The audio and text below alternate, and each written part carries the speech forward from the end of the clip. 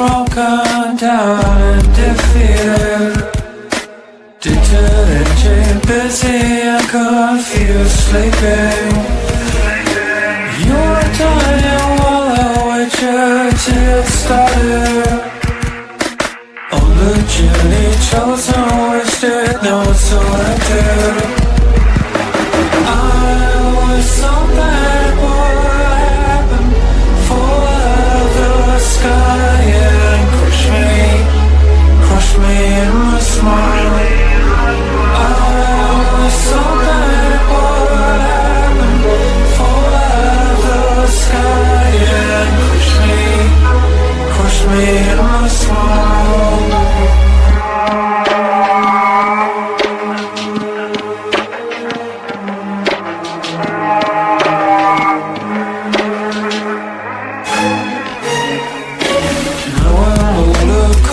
Silver, sad and jaded. They're not coming, they're broken down and defeated. You are dying while I wait till to get started. You are dying while I wait till to get started. I was so bad, what happened? Fall out of the sky, yeah. Crush me in my smile. I was so bad, what happened? Fall out of the sky and crush me in my smile.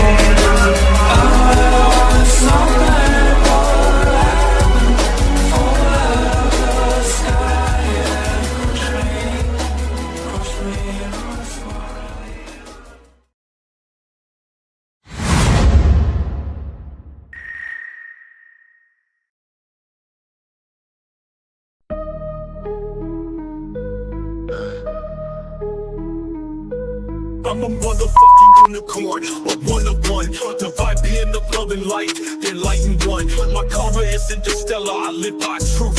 Fighting evil, my scars are living proof. Protecting you from the storms with all my might. Love me, I will treat you right.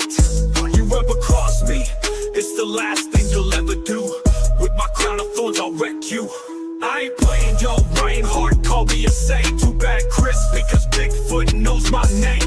I'm a messenger of God, with loyalty I serve, taking out all evil with his holy word. A true Knights Templar, sword in hand, slice you up, bury you in the sand. I'm a motherfucking unicorn, you'll never find anyone like me. Born in the Bronx, raised in NYC, so listen up, take heed. I float like a butterfly, sting like a bee.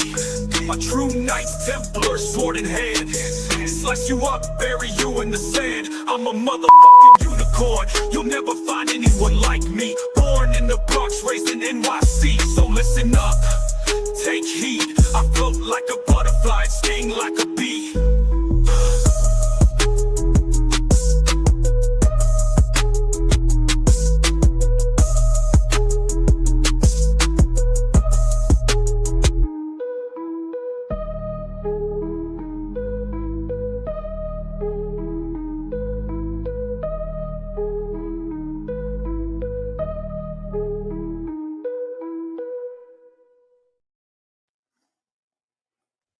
Welcome to Third Eye Live. I'm Mark Eddy. Oh, sorry. He's over on that side of me. Welcome, Mark. There's a little bit of Bryan. audio there. Hey, Amy Creel. I was saying hello to everybody. And let me know if anybody else in there, Paranormal Paul, with this StreamYard crap, we got to think of maybe some other object. There seem to be a lot of like static and audio going on with this StreamYard. So welcome, John Temprine. Great to see you, new face. So it's good, but I didn't like that opening. So I'm gonna make an email to the StreamYard people. How are you? I bought Mark Eddy new headphones. I mean, this thing is being held on by 3 hairs in air, maybe a hairband. I don't know. Because it's just like it's literally like I need a telethon for Mark. Yeah, it's wait, let me go over here.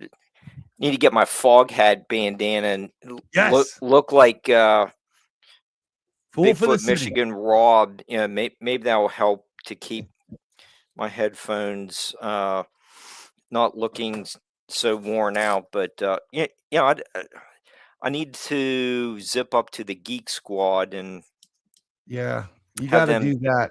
But you know what you also need, Mark? You need one of these new Third Eye Live stickers. That's right. We have stickers now. We're branching out. We're advertising. Actually, you know we are doing, just so everybody knows. Yeah, thankful Paul said it best. Paul said it best. Thankfully, Mark Eddy's wearing pants, and then yeah, did you notice another one that? over here. This one right here from Chiquetta. I'm here to catch a glimpse of Mark Boom Boom Eddy. I'd never heard of that, but I guess things you find out about people. It has to be on his OnlyFans page. Mark Boom Boom Eddy. Is that on that, or is it like in the Plenty of Fish? I don't know. My friend has like 15 different apps.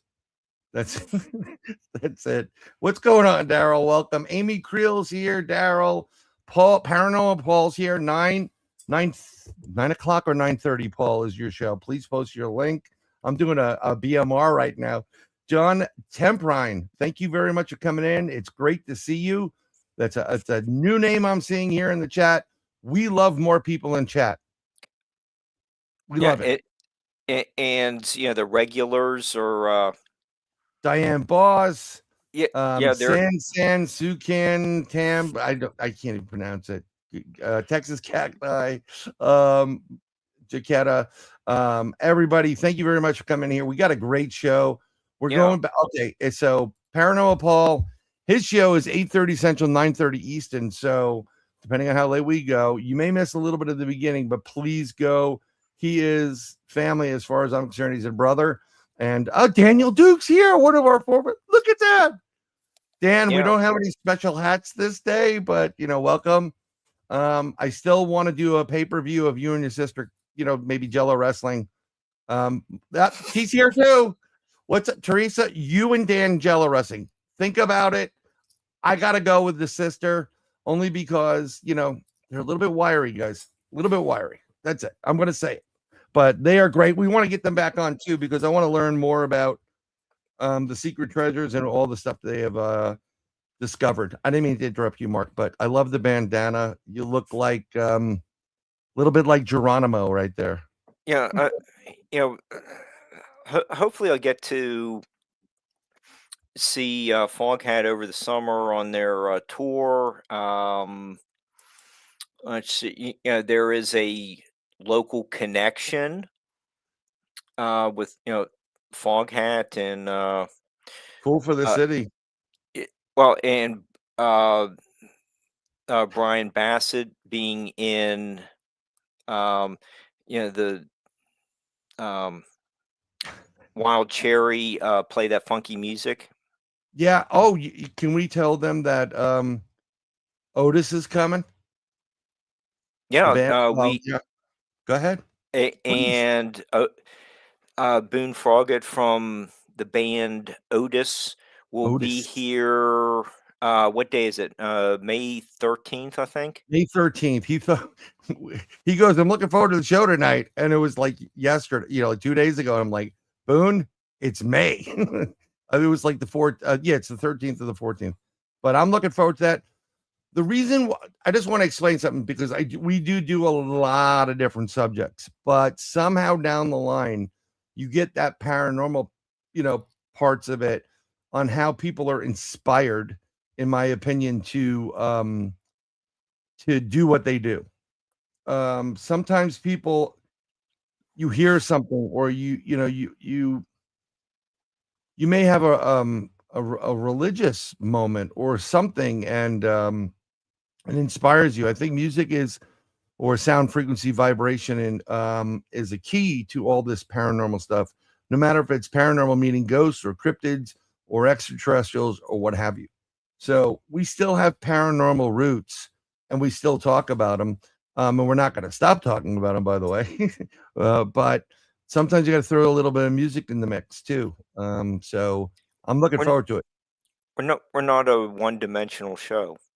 No, we are not. And we have our own parrot. Well, it's Mark. No, he's in the cage right behind, I think. But Spunky's back there. Spunky is back there. Spunky usually listens to death metal in the background. And he's right. But let's get our guests on, because I used to pronounce it Culz, Culz, but it is Culz. And we're welcoming Culz Paranormal to the show. We're going to bring them in one by one.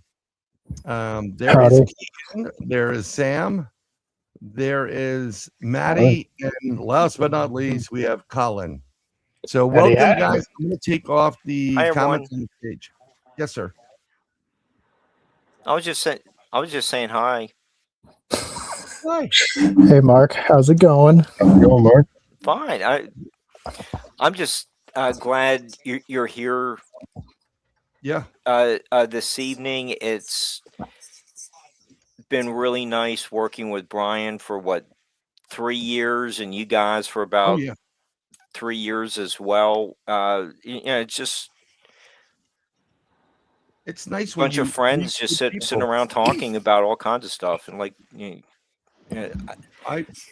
that's what I've always said. Like, we don't interview. If you want an interview, you got to go to like a PBS type of station. We're not going to interview you. I'm not going to do a book report on your book. And Mark has a lot of authors, and the way we're going to do it at this point, I mean, I really, honestly, with life being the way it is, I don't have time to read it. I want to read some books. I got stacks of them behind me, but I'm dealing with too much stuff. And Uncle Sam got paid today. I was crying in the damn post office. So 2 separate things. So, and I'm just like, they're like, oh, it'll get there on Tuesday. I'm like, okay, cool. So I have a couple more dollars until they cash it out. But hopefully most of you get a return this year. Don't get me wrong. I'm just happy with, it's not like some obscene amount of money, and going like, well, if I sell plasma and then maybe one of my kidneys, I may be able to cover it. Oh my God. You too, Amy? You too? Uncle Sam shook her down. Yeah. Where the hell's all this tariff money?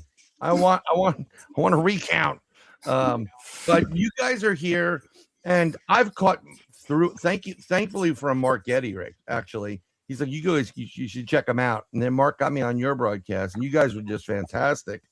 And we'll bring it up. I got to put I'm a little slow today. It's tax day, folks. I do apologize, but my brain is now in mushy land at this point, and I don't know where my browser went, but we'll find out. I want to put your website up, and I want to put it scrolling across the bottom and everything like that. But if you guys can do me a favor, because I've met you, Keegan, I've met Sam. I don't believe I met you, Maddie nor Colin. Can you guys just go around and how did you guys meet up, and how many beers or whatever you were drinking in did you go, hey, let's go investigate this stuff? Yeah, I mean, I can start. I've known Colin the longest because I've known him since he was born because he's my younger brother. So that's how I met him. We're related by blood. And that's where a lot of the interest for the paranormal from us started was like shared experiences at, I guess, the Willow House, but more specifically, a house we moved to later on called the Hamilton House. It's just a street name. That's all we call it. And of course, I Okay. met Sam through high school and then Matt through work, and we all share interests, and that's how we got together. So before we get in, so it's schools, family, and Matt. Like, did he initiate? Hey, can you pass me that stapler? By the way, do you ever see any apparitions? Click, click. Like how did that start off, Matt? Because He was walking in the parking lot, and we just pulled up and like drug him into the van and then took off. oh, you did? So I did that yeah. once to a friend in Queens. And we wanted to hang out with him, but he wanted to hang out with his pain in the ass girlfriend. So we taped up the license plate around the minivan. And it was one of those movie theaters in Queens, New York, where you had to wait outside on a line. It's an old theater. And he's waiting there with his girlfriend. And he's like, we said, come on, dude, ditch her. Let's go. We're gonna go down to the city. We're gonna have fun. Blah, blah, blah. No, man, I gotta go. And we just got ski masks on. We drove, screeched up, opened the side, grabbed them, pulled them in. People are screaming, and we peeled out. It didn't work out well because the cops were called, but it, the idea. So you guys just met at work, and because I've had an experience like this too, and you just start talking about different things, or something weird happens, and you go, "Oh yeah, I investigate this stuff." And Maddie, were you like, "Yeah, I've been interested in this, and I always wanted to, but I didn't have like the vehicle for it," or how did that start? Yeah, no, it kind of all started with like comic book talk type stuff, and then we went from comic books to sports, and then sports to paranormal, and just found our niche that we had shared experiences of, or not shared, but I mean experiences in our backgrounds where it was like, all right, I didn't want to ever tell anyone because I don't want people to be like, this guy's crazy. He says he saw this, but it was good to know that I ran into people that are like, no, I totally know what you're saying. Yeah, it gets really weird when you're talking about stuff like this because most people don't appreciate the subject matter in general, and they don't know like what they should do. They're like, "Oh, you believe in Bigfoot?" I'm like, "Not only do I believe in Bigfoot, but I've seen him." And then they go, "Oh, you've seen him?" And then that's a whole other ball of wax of crazy for us, right? So it's just like, yeah, I have seen him up close and personal several times. And each moment, it's not, there's no bravery involved with Bigfoot, by the way, folks. I'm telling you straight up. It gets insane. Like when you see this bipedal cryptid, yeah, you're gonna wish your head depends on. So it's good to know though, but it makes work. Sorry, I had to say it that way, but it's the truth. It makes work go by a lot faster when you have people there that you can like talk to this stuff about and mull it over or whatever. Mhm. There it is. Tonight's guest. The guest tonight is Culz Paranormal. So I'm throwing in all your links for Twitter, YouTube. I have everything there, so it's all in the description, so everybody can check it out. I'm sorry, I'm not ignoring the chat, mind you. I'm doing two things at once, and Mark Eddy just sits there and looks pretty, answers a couple of questions every once in a while. So we need a Sherpa, Mark. We need somebody like, you can do it, Mr. Mark. Come on, little guy pushing you like in your house. Sorry. So this is how you guys met. Now, Colin, your younger brother? Yes. Are you the baby? No, I'm the mid child. You're like me. Oh, God. Bookend. Yeah. The mezzo. Yeah. So basically, you're Keegan's muscle when crap happens, right? You're the guys, because it's always the middle child. It's like, I'm going to fuck him up. Hey, Rob.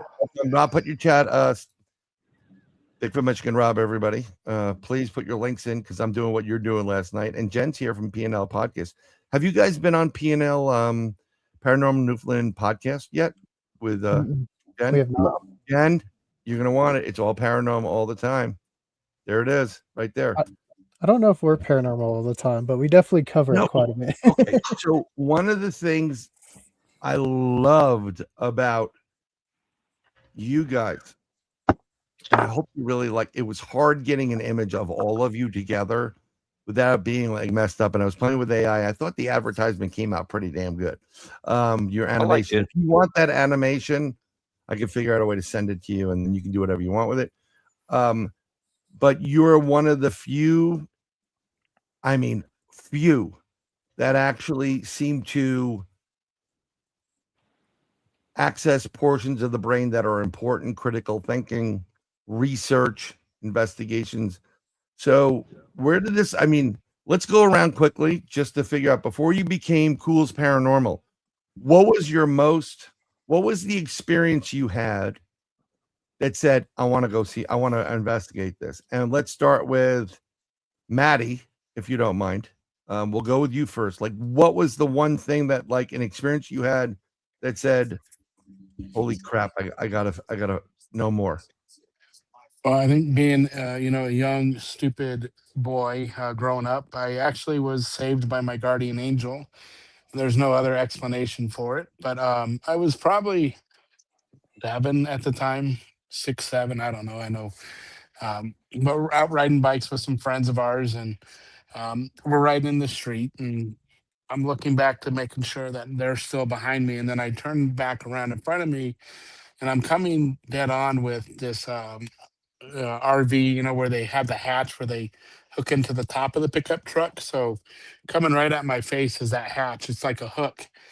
And then without any hesitation, all of a sudden I just felt the back of my head get pushed down. I went into the handlebar, and I came back up on the other side of the sidewalk. The RV was parked on the curb, but without hitting the fence, anything like that, came to a dead stop and immediately popped right back up. Um, so not only did I not hit the RV, I didn't crash through the fence that was just right on the other side of it. So that always kind of, I think, helped start my belief. And ever since then, I've had multiple experiences. Now, did you actually see your guardian angel, or did you feel something, if you recalled, or it's just Yeah, all no, it was happened at once? just like this force on the back of my head pushed me down. And like I said, it pulled me to a dead stop right before That this is is all awesome. split second, right before. You guys know how short a sidewalk is. What is it, like 3.5, 4 feet wide, maybe?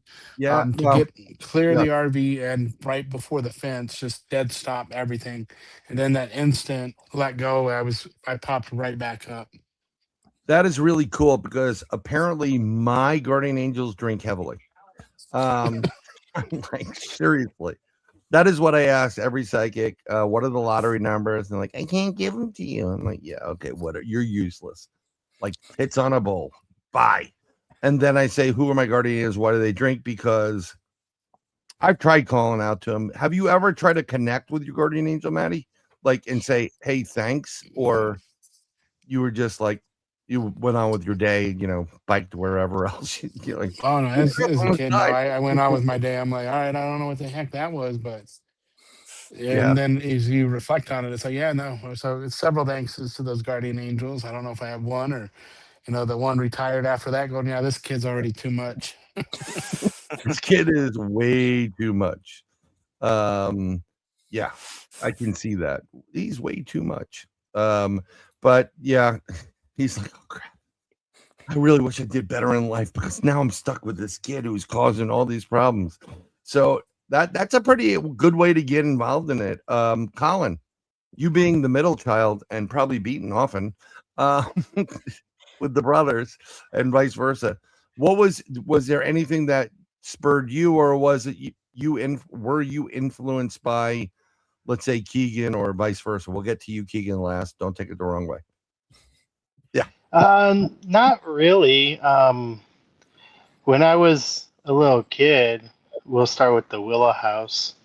It was a event that it's burnt into my memories. But we were playing downstairs, and it was a partially finished basement, so like the crawl space was dirt and stuff. But I remember looking through like a little window we had there, and just see these two red glowing eyes looking at us, and it scared the living shenanigans out of me. But that would scare the crap out of me, glowing eyes. Do you have any idea what the eyes were? nope, We didn't go never back went into back the down basement.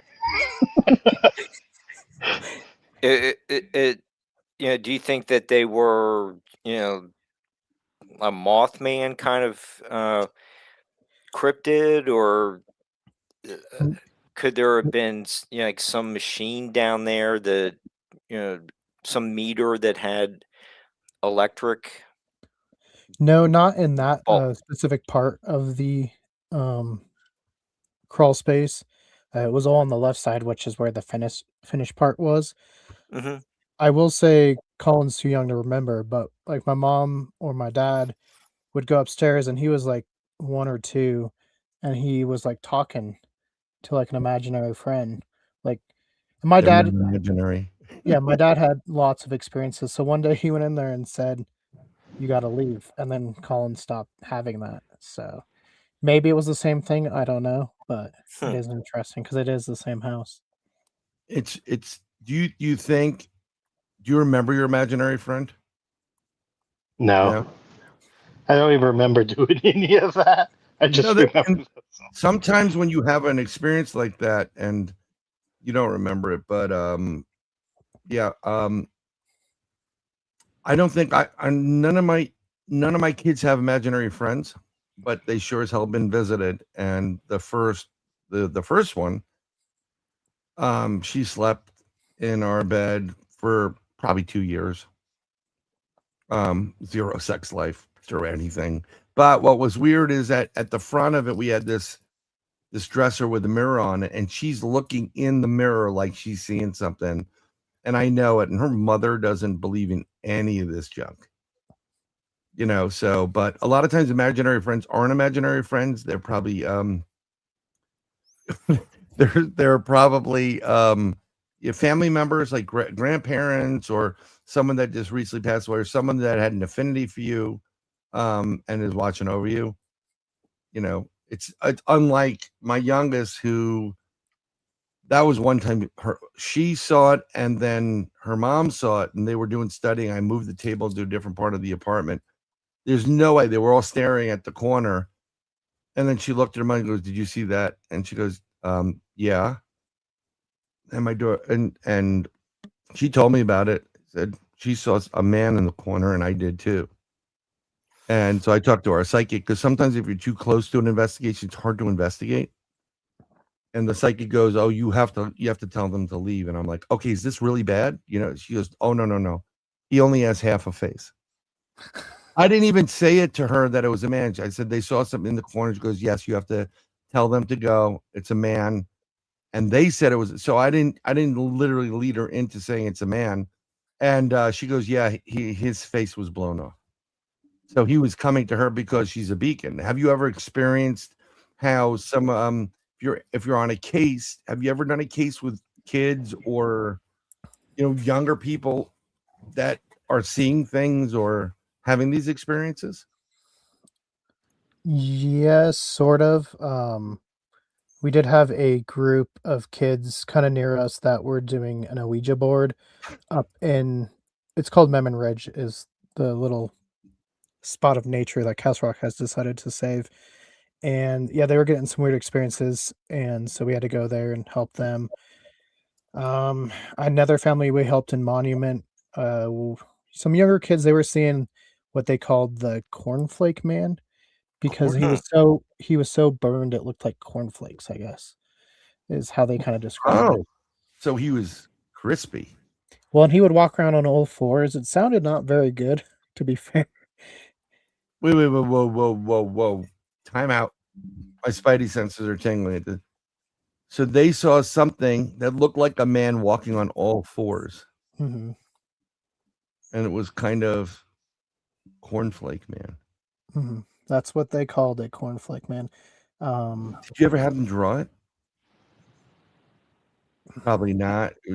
I don't remember. That one's been a couple years, and it was more overshadowed by some of the stuff we caught there that was not related to that at all.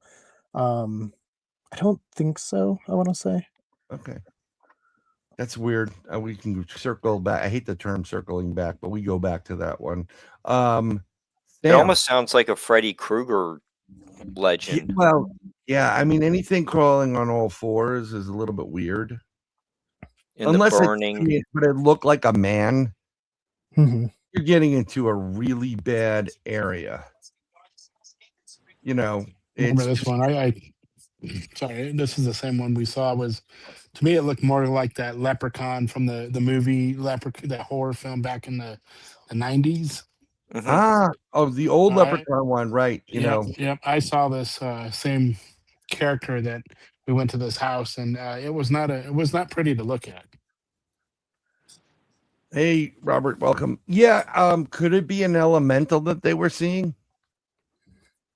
Maybe like an actual human. I never got to see it, so I probably no. not the best person to draw conclusions, but maybe Matt can. Matt, you actually said you saw it, so it looked like the leprechaun. So, in general, leprechauns would be considered elementals, fairy, fae, whatever you want to call them. They're not pretty at all.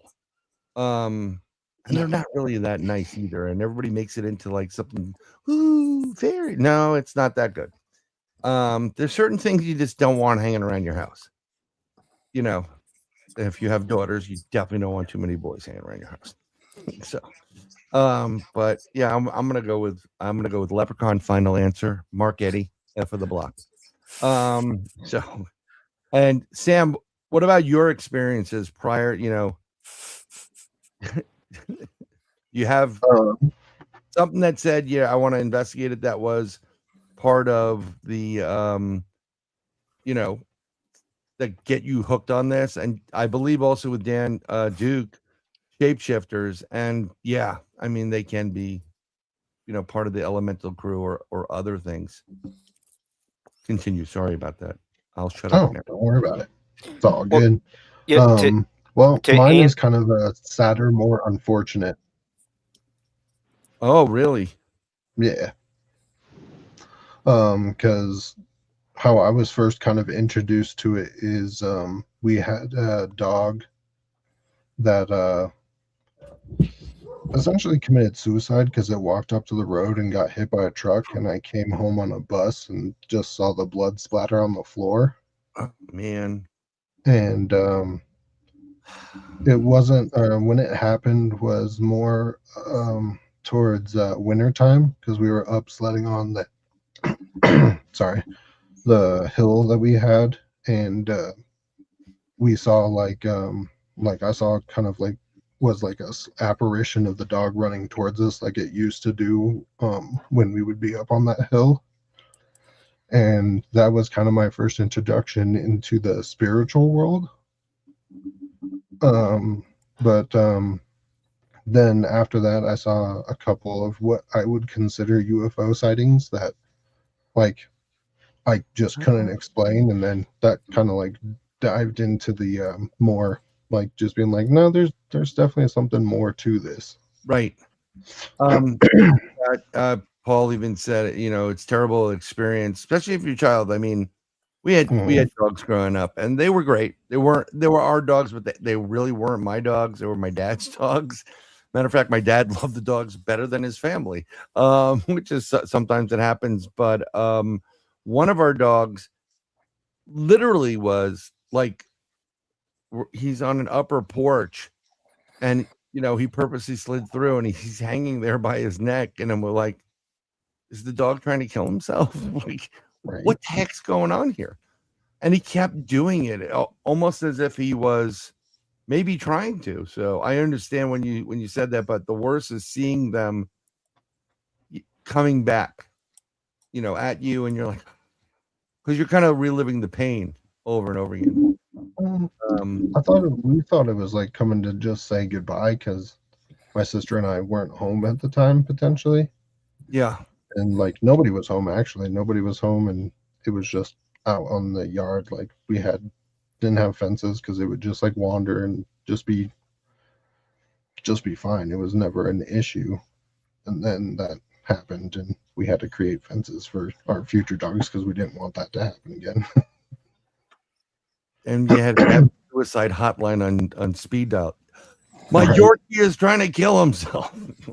They'd hang up on you at that point. But who knows? I mean, it's, like I said before, when you kind of keep seeing the apparition coming, and then you relive the fact that the dog's no longer alive. I had a similar situation. Well, not really, but I was sitting there. I went to my father-in-law's place with my youngest, and she was probably like 5 years old. So 5-year-olds do not have any filter. And this kid still doesn't have filter 10 years later. Totally different story. But he kind of forgot. He was losing a bit of his faculties, and he'd say, to his daughter, when is mommy coming home? And mommy, his wife, passed away, like a year. And without missing a beat, when he said that one day, my daughter just goes, "Papa, she's dead." just like that. And the way she said it is like, oh crap, but then it kicked in his memory, and then he kind of, it came back to him. But it's still very, very upsetting to have to relive that over and over again. Beno, greetings from Oz. But so yeah, that would be tough. Now let's go back to Keegan for the block. What was, like, who put this together? Was, what was your experience? And then let's get into, like, who's the one that said, "F it, we're gonna do this"? So it's not my first experience, but it's the one that I think sticks with me the most. And at this point at the Hamilton house, like me, Colin, pretty much anyone that was going in was having something going on. Even like people that were watching us, like babysitters and stuff, they would see things like standing like shadows upstairs and stuff like that.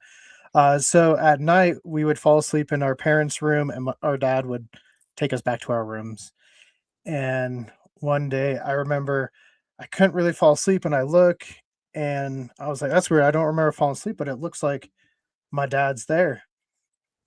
And from the back, it looked just like my dad. I was like, "Oh, watch this. I'm gonna be funny and scare him. I'm gonna pretend I'm asleep. And when he comes over, I'm jump out, as kids do, I guess." And at that point, it looked like it bent down to like lock the door. And I was like, "Huh, that's strange," And so I'm watching it, and it's like it felt it watching, or it felt me watching it, Yeah. because then it like stood up and just like turned like this and looked at me.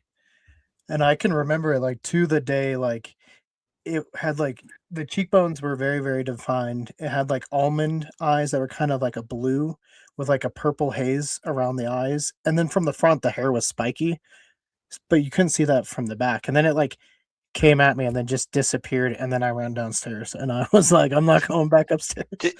Yeah, I'm not sleeping in that room anymore. Go ahead, Yeah, Marky. Did it walk through the door or No, it was just wall? there. It was just there. One moment it wasn't, one moment it was. It just disappeared. Okay. Yeah. Do you have that an is- explanation for what that was? No, I don't know what was going on with the house. I do know we're still friends with one of the owners that lived next door to us. Her name's Mary, and even the families that have lived there post the kids, the parents, they would see stuff. So it wasn't just us, which definitely helped me. I felt much better. It wasn't just me seeing stuff. But yeah, when we lived in that house, we didn't really talk about it. If you're in the car, at least personally, it felt like it was watching out the window. And so you just didn't want to talk about it. And then we moved, and Ghost Hunters had come on. I think it was right around 2007 when they came on. And we were watching it, and we're like, well, that looks easy enough. We can do that. So, Oh, I love it. Yep. That looks easy enough. Let's go. Yeah. So me, my brother, and our uncle Mark got it started. That's why it's called Culz, which is obviously a play on our last name, but also sort of spelled like it used to be before family came over from And across the changed it. seas. Yeah. So yeah, we just started doing that. We would bring people in to go investigations. We start off with like public locations, and then eventually we would get calls. And we brought like Josh and Alan, who was Navajo, had some Skinwalker stuff going on his side, and then Sam, and then later on with Matt. So, and then since then we've just exploded, done lots of topics. We have lots of people in our group at this point, and it's fun. That's, I mean, boy, you just kind of jumped in head first, and then you bring in the Navajo with the Skinwalkers. I'm like, you could start with turn the flashlight on versus like, holy shit, run. There's a good thing going on there. Wow, you don't really joke. You guys don't joke around. So you start investigating hauntings and strange phenomenon, or everything. Mainly hauntings, and really still hauntings, because like UFO sightings, super hard to try to recreate. Alan, the guy who I said was Navajo, grew up on the reservation in Arizona outside of Phoenix and saw the Phoenix Lights, and lots of people saw the Phoenix Lights, but you go there today, you're not going to see the Phoenix Lights. You know what I'm saying? Like, Yeah. super hard. Like, I always look at it as like ghosts are the middle, because like cryptids, you're going to find something. Maybe it's not the cryptid, right? But you're going to go out there and probably have some luck doing something. Ghosts, middle ground, as long as you're going to where they should be, it's probably like a good 60, 40, 70, 30 chance you don't find something, but there is a chance like you pick up something on your equipment. UFOs, like we've been to lots of cool places. We go to Roswell, we've been to the UFO Watchtower, but we haven't been able to like go to somewhere where someone had an experience and then re-see that thing. It's more just like trying to jot it down and maybe put some points together why they're similar. So I totally understand what you're saying, because it's very rare, super rare, for you to recapture the magic of a UFO sighting. Mm-hmm. You'd love to, but it's not like residual haunting, which makes it difficult. But there were certain UFO sightings that are around, like currently in my neck of the woods, between the Gulf of America, Gulf of Mexico, Gulf of Trump, whatever the fuck they want to call it these days, and the east coast of the Florida Peninsula near Daytona. There were sightings of what seemed to be a mothership, and there was things coming out of the water and big bursts, and it was almost happening, on a daily basis. So if you stood out, a little bit more, if you were there a bit more, you can kind of see things. I just want to, there's a couple of our people in chat that may be having a tornado warning, so we're praying for you guys. So take cover. This show, you get to repeat, but you can't get to repeat the life. So it's more important to take care of yourself and your families. Between Jaquetta and I don't know if John is the straw dog is there, but welcome, John. And we're always praying for you guys. So I understand that. Now let's use Bigfoot as an example. It takes time, but you can have multiple experiences, or interactions in some capacity, and not necessarily you're going to see him every time, or her, or whatever, but you may have the trick, the rock knock, or the tree knock, or whatever it is, like whatever's going on, and you can hear something. Ghosts are pretty much, if you get a residual haunting, it's 12 o'clock. You don't belong here. And then it goes away, and then like 2 hours later, you don't belong here. It's like it's always like, if you've ever seen the movie First 50 Dates, Adam Sandler, it's like 2-second Tom. Hi, I'm Tom. Like, just over and over again, and after a while, it's it gets crazy. But do you deal with everything? When I say paranormal, I don't know if maybe it's just me. I'm thinking ghosts.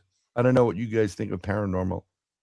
You think it's a universal word, or Yeah, I think paranormal is like the main word, and then it has three categories.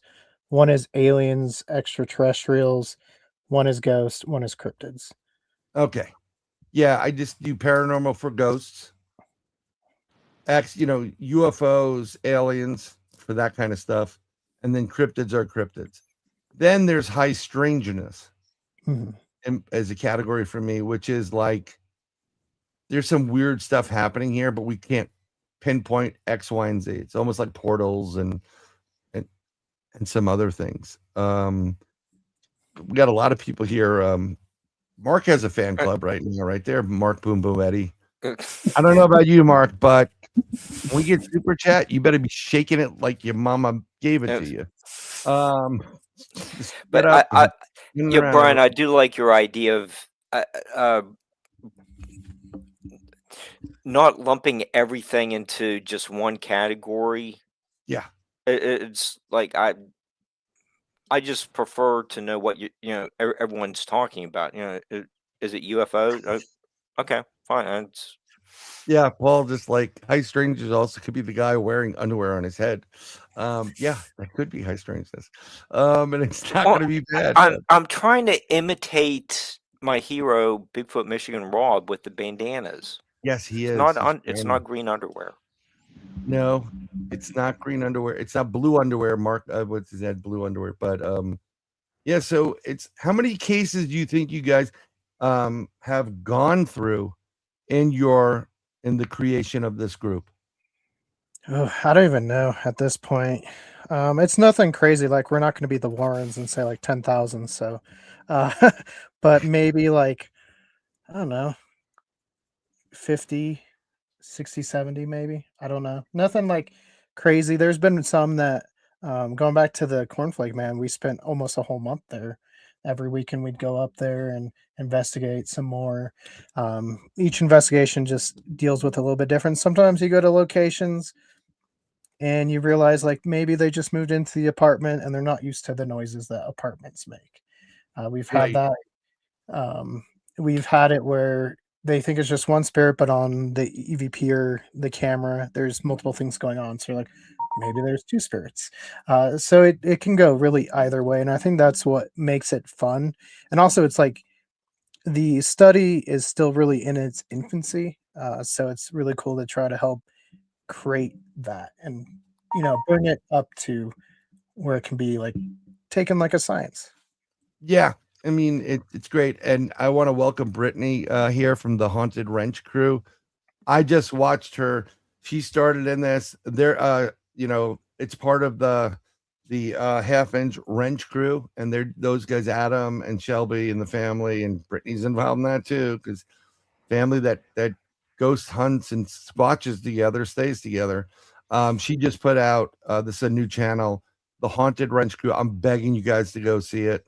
I just watched the video of her and Brandy Butcher from Blondes and Booze, who is going on right now doing the paranormal show and tell at the Abbey, and I was literally that when they were doing it, I was texting them stuff, and it's just good to finally see things happen. But it's worth your time, and she's doing a great job with it, so keep going with that.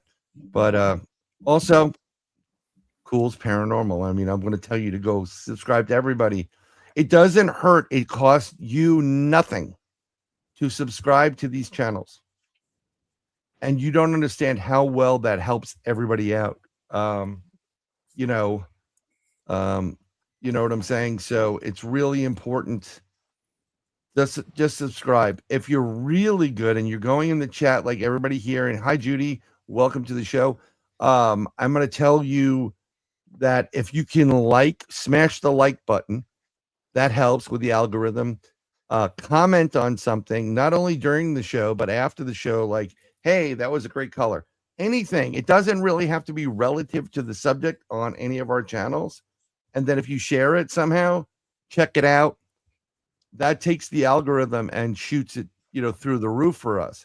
We're almost at 600. I thank everybody, all of you guys that have subscribed, men and women, and other people. Apparently, my youngest has friends that are now subscribing to my channel, which is a little bit bizarre because we do talk about, this is not PG-13 or whatever. This is I curse, and I say things maybe I shouldn't, but whatever.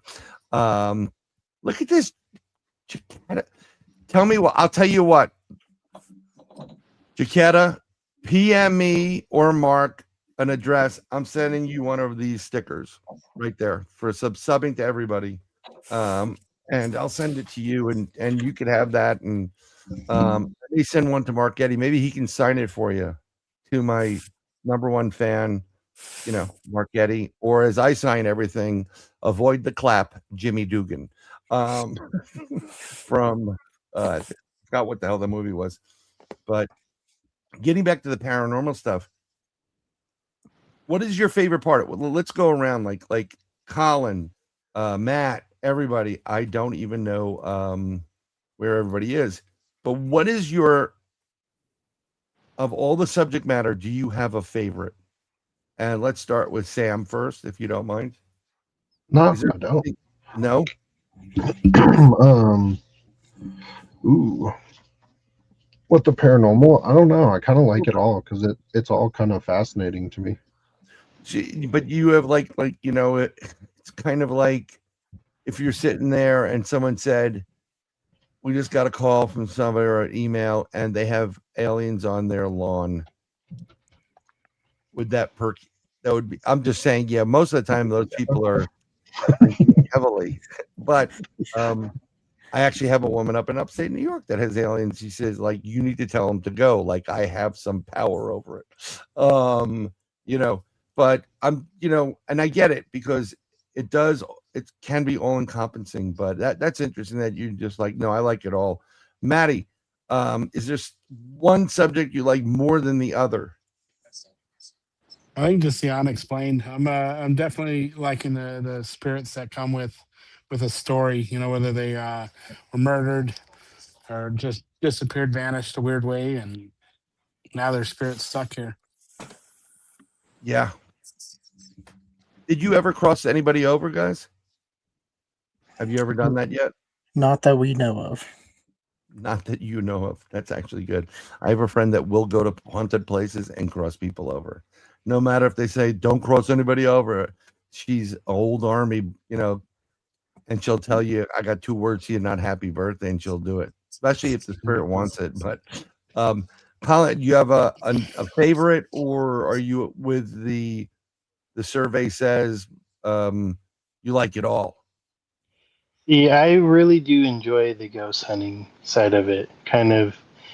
It's kind of fun going into the locations, not knowing what you could find, and just experiencing it. That's interesting. And Keegan, you being the last one, you have a favorite or no? So I do really enjoy cryptids, but probably I would have to say ghosts. Ghosts, huh? Cryptids are a close second, just because I love animals. I love prehistoric life, so it kind of falls into that. Yeah. I think I started out with basically having experiences with UFOs and cryptids, and whatever. Kind of maybe seeing ghosts, but not really recognizing that it was a ghost at the time. And I used to like ghosts, I just don't like the stupidness, turn on the flashlight. 1 for yes, 2 for no. It gets a little bit more, I don't know, it's not as exciting. And also, do any of you guys have psychic abilities or remote viewing abilities or anything on the sixth sense that you use that you're aware of on investigations? No? I don't believe so. I do kind of feel the energy of the room or the shift in it, but that's kind of I'm not super familiar with that. Yeah, that would be more empathic, which is part of your sixth senses, the sixth sense. I mean, Mark Eddy shoots lasers out of his eyeballs, and that's always fun. Only joking. You're just sitting there looking pretty. Go ask him questions for no. All right, Keegan. I have a follow up with to one of the question or statements you made. When you get wrap up a investigation and you talk to the homeowners of you have to explain to them. Um,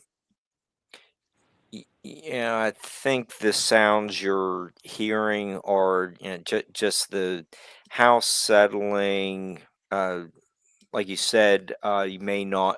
Uh, you know, you've only recently moved in, and you may not be aware of just the different creaking sounds of the rafters in the attic during high winds so.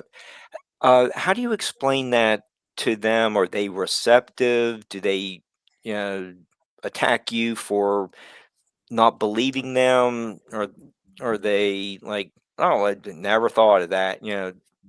What are their responses?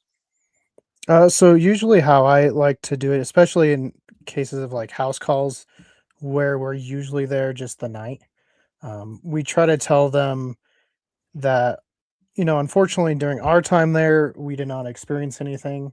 It doesn't mean you guys didn't. It doesn't mean you guys are crazy. Just it's a hard thing. Obviously, it'd be taken a little bit more seriously if we were catching it all the time, right? Or maybe Hmm. not so much in other cases, I guess. But we do try to lay down like what we caught, what we experienced. Like say, yeah, we heard some weird creaking that sounded like footsteps, but it was also when the wind picked up. Because we'll try to be in different locations at the same time. We have walkies. That way, if we hear something, we can radio someone else. They can tell us, "Oh yeah, this just kicked on," something like Hmm. that. Usually they're pretty good. It's more the people that get mad is more when we give them like one EVP and then they're like, "That's it," and I'm like, "Well, that's pretty exciting for us." Like, I'm excited. There's so many times where we just go and there's nothing going on, and we've had like investigators or people that wanted to be investigators leave because they're like, "Well, that was boring. It's nothing like the TV." I'm like, "Yeah, well, on TV they're there for 7 days. They trim it down to like Yeah. the best hits." But yeah, when you just tell people and be honest, usually they're pretty receptive. Like I said, it's more when you're in that middle ground where you do experience something, but it's just not enough that they're like, "Oh, that's You all you want got." more. Yeah. Yeah, Well, or if you they're a big want more, but they want more too. Like, yeah, because when you guys aren't there, I'm betting that they're having experiences off the chart because they live there. But yeah. I'm pretty sure if you were there 3-4 days in a row, um, it would be, you would be picking up more EVPs and stuff like that. I mean, EVPs are impressive, and especially if you get a Class A EVP, like, and you're not expecting it. Like one of my buddies did with, he was taking some people through the woods, videotaping like he always does. He put the camera down to take a picture of the group, and it said his name and went, really? I mean, like you heard it. And he was like, "Holy crap!" He made a whole video, and I said, "No, Bill, you missed the other part. Bring home milk." And I would joke around, but it's really weird when you get an EVP. When you do get EVP evidence, is it like Class A, crystal clear, or is it on a register so low that you have to sit there and if you're not sitting there and going through and going, you'd miss it. I mean, there's a lot of stuff that I'm sure I've missed because it is solo, right? Right. And I listen to it on headphones. I've given myself headaches because you probably shouldn't just listen to white noise for hours on end. Oh my God, Um, no.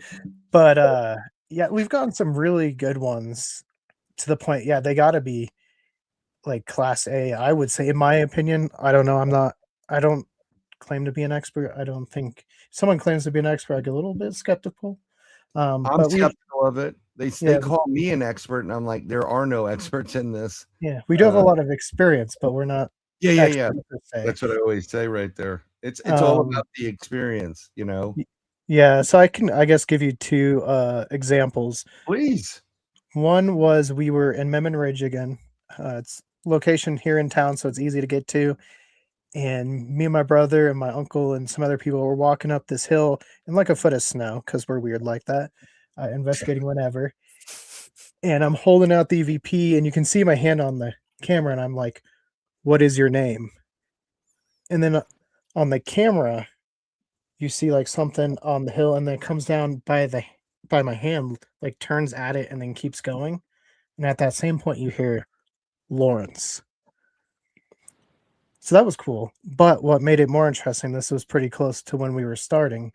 My mom was looking for some cases that we could put our equipment in because when you go hunt, there's lots of equipment. She found a really nice briefcase at a thrift store, brought it home, was cleaning it. And I was at work. I remember I got a call and she's like, "You're never going to believe what I found." I'm like, "What is it?" She's like, "Just when you get home, I'll show you." And so I got home and she shows me, and it was a death certificate with the name of Lawrence. Lawrence, that's kind of cool. That was That is crazy. like, there you go. Like they're doing your own research for you. Yeah. I love when they lead you, they'll just tell you straight up. Some of these ghosts think it's like a freaking, like MTV video game or whatever. 21 questions, right? Yeah, exactly. And they'll mess around with it, or whenever I get into one thing, I can see them and I can, I tap into things differently, which for me, who studied science, still is a little bit unnerving, but I still do what I do. If I see a little girl and there isn't supposed to be a little girl there, I'm like, I'm out, boys. That's not a girl. That's a fucking demon. I'm out. Because it's never a little girl at all. But it just gets crazy. I have we have some people in here that have questions for you guys, and I'm going to put them up. Please keep questions in caps. But Jen from Paranormal Newfoundland podcast, please like and subscribe to that, by the way. Jen's a terrific hostess. Oh, yes. I think you guys would be great on our show, and I'm pushing you there, even though it's really Mark Eddy Productions. Has nothing to do with Bryan Bowden whatsoever. But every once in a while, I have to use a spirit box with Mark. Mark, what do you want? Coffee, whatever. Jen asks, most intelligent spirit encounter. Well, okay. Lawrence is pretty damn good. Lawrence is good. We have another one. It's going back to the Monument House where the whole cornflake man and everything was, right? Cool. They unfortunately, really nice family. Her name was Beth. They had us there. They were very welcoming. They unfortunately had lost a daughter. And so we were down in the basement, and I don't remember how old I want to say in her early 20s, late teens.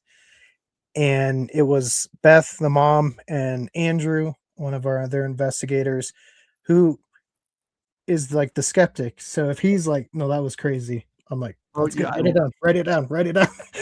Love skeptics. Bring them along all the time. Newbies and skeptics. Yeah, we have this one. We'll be going on a cryptid adventure. All right. Yeah. We have this one on camera too. They're doing the spirit box, and they're like, "What's your name?" And it comes through, Amanda. Remember, Amanda. And that was the name of the daughter. That is. And there's so many comments on that from family that just say, we've given them like some closure. And I think by far those type of things are the most rewarding. Yeah. Closure is really, really good. Go ahead, Mark. And I think Greg and Natalie spoke about maybe the vanished helped the families a little bit with closure. Yeah. And just so you guys know, the Vanished will be streaming soon, so you'll be able to catch it. And of course, they're part of our big family. And I'm going to be in Townsend, Tennessee on May 2nd. And May 1st and 2nd. First, they're going to show the Vanished to the conference. And I'm pretty sure after all the practical jokes that I've played with Greg, it's my turn to get screwed over. So it should be fun. I'll probably be wearing a whipped cream bath at the end of that night, but it is a great movie. We did see it in Atlanta, Alabama. Sorry about that. I just wanted to throw that in, Marky. I mean, No, we've no, definitely no, had a couple. I'm just saying, just Keegan and his team experience something that others have discussed with us. Yeah. So, And by the way, Paul has to run right now.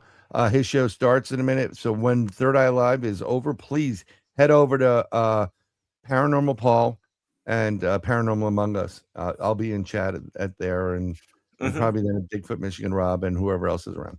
But yeah, I mean, the closure thing is great because here's the thing, right? For those non-believers, which a lot of people are, you don't know that what happened. You don't know the girl's name. You don't know any of that stuff. You know there's something going on there. And to hear that as the parent that doesn't believe, and I mean, I don't know how it was sometimes these EVPs or these communications are the exact voice of the individual passed away. And that is just like, it can be tough, especially as a parent. But that's pretty cool when they say, yeah, I'm like, that is closure. Yeah, that's why we do it, right? We get into the field to help others because Yeah. ain't no one was helping us when we were experiencing our stuff. So we want to be there to explain it to others. 100%. And I know the guys at Taps and all those guys, and I do appreciate them. I think we're over tapped at this point for all the tap people, and everybody tap this and go tap yourself. And, I think it's time to change it up. So hopefully if what I have planned coming this summer works, maybe you'll see something different. But we have another question actually for you guys from Texas Cacti. Has a spirit ever identified itself? Well, we have the Lawrence. Now we have the daughter, but it could be, other identifications. Have you had those experiences with them? I mean, we had someone talk through somebody, which kind of brings us back to that kind of first question a little bit. what was the story behind that, Sam? Yeah, please, because that's crazy. So I'm going to circle back to that first question first, because we had a video that we were setting up and Keegan was noticed he was in front of the camera, and we were at my cousin's apartment when the first time we did it, which my cousin is involved with the next question one. But he noticed he was in front of the camera and then went down underneath the coffee table, or lowered himself below the coffee table that we had the camera on. And there was a head with a shoulder and everything else was cut off that was right behind Keegan that darted behind the chair after it saw that it was on camera. Really? So that was another spirit that was kind of intelligent of it being seen. And then that's kind of cool. Oh shit, I got caught. Yeah, it kind of was like that. Yeah, but the crazy, The next one was we were at his it was essentially a house that his brother lived at before, and would talk about seeing shadow beings that he thought was his roommates going down to their basement. And then the roommate would come home and he was just like, "Yo, didn't you just go downstairs?" And he was just like, "No, I wasn't home." And so we were there investigating. Investigating, and there was a room that felt like straight electricity. As we would walk in there, it just felt like you were walking into an electrical field. Oh, that's cool. Your hair's sticking up. Oh yeah. And we had an EVP in there, and Keegan, Alan's brother Adam was in there, and they were asking some questions, and I was out in the living room with my cousin, and we asked if there was anything there, and his head would dip down, and then he started going and then we were I thought we were just we're here to ask questions. I thought we were friends. And like, he was just like, I thought we were friends. Like, come out here, talk to me. And we were just like, okay. Then he like called everybody into the living room, and like he wouldn't let us leave. He asked us all to stop recording, and like all the evidence from that night was just like completely wiped because we left the EVP going in that one room, and like it wiped the whole EVP. None of the cameras had any video on it.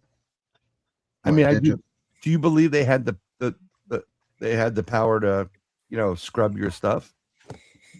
I don't know, something did. Would that scrubbing be similar to batteries being drained? Is there like some kind of overlap with that process? It could be. I mean, I know batteries being drained is like a super common occurrence in really high activity locations. I've had that happen to me. I just wondered about the scrubbing of the videotape. Is that? It's the only time that has ever happened to us at that location, and it was really disappointing because we did have other investigations on those, because it wasn't like now where we just were like cranking out stuff. Like, right.